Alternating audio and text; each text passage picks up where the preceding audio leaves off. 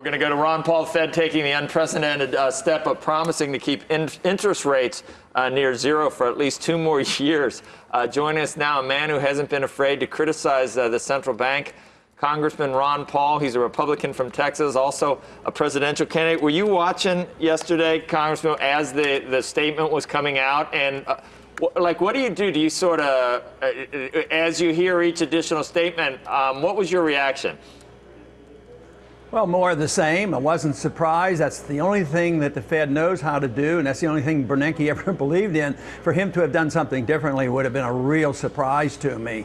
But the results of what he said wasn't a surprise at all. I mean, it's just further devaluation of the currency, and that is why gold prices went up. Actually, gold prices don't go up. It's just that the dollar goes down, and people are anticipating the dollar is going to continue to lose its value, so we can anticipate that there's going to be a lot of price inflation down the road. I mean, it is at this point.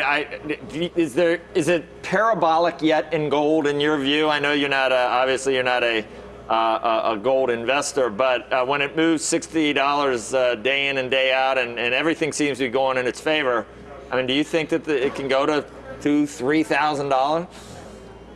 Oh yeah, because it could go to zero if we continue to do what we're doing. Because the bubble that I'm concerned about, I don't think gold is what you would call a bubble. I think the bubble is in the price of bonds. I mean, how could anybody have this much trust in the bonds and buy a 30-year bond and earn the interest rates they're making? That's where the big bubble is. But I think what's happening today, and why I see this as such a serious thing, is that I think what we're dealing with is the end of the dollar reserve standard, and that's a worldwide phenomenon. It's not just for the United States. Just think how many dollars we've exported, how many people hold dollars. And if this dollar is in big trouble, which is what I think is the problem, I mean, this is just not a minor problem. This is probably a bigger problem than the world has ever faced before. Never has been a fiat currency been used as a reserve standard as so pervasively around the world.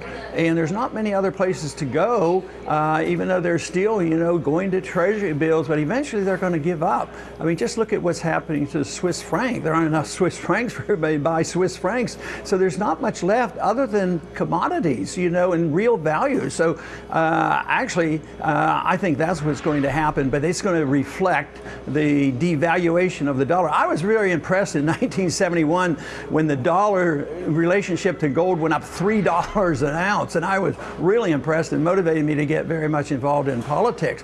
So you can imagine what I think about 1/1700th of an ounce of gold is a dollar. I mean, it's just phenomenal. I'm utterly amazed that this lasted this long, and they're desperately trying to keep this together because everybody has an interest in saving the dollar, even the Chinese are. But believe me, I do not believe you can save the dollar reserve standard. Did you believe that S&P's decision to downgrade our U.S. debt was a responsible decision? Some people have actually suggested that what they were ultimately doing was downgrading our currency, which is what you've sort of suggested just now. Is happening In some ways, I think it's irrelevant. The markets are much more powerful. They'll downgrade whatever they need to. But for the moment, and for traders, this can be a big deal. And politically, it can be a big deal. But if one announcement like that from somebody like Standard & Poor's that didn't have any idea what was going on with Fannie Mae and Freddie Mac can change things. So if that announcement pushes the dollar down and causes some chaos in the stock market, they were destined to do that anyway. So those are just excuses. So I don't think an announcement, although in a very short time in a day-to-day trading has a significance, that doesn't change things. What if they made this announcement and the dollar was as good as gold and everything was hunky-dory? Those announcements would have no meaning.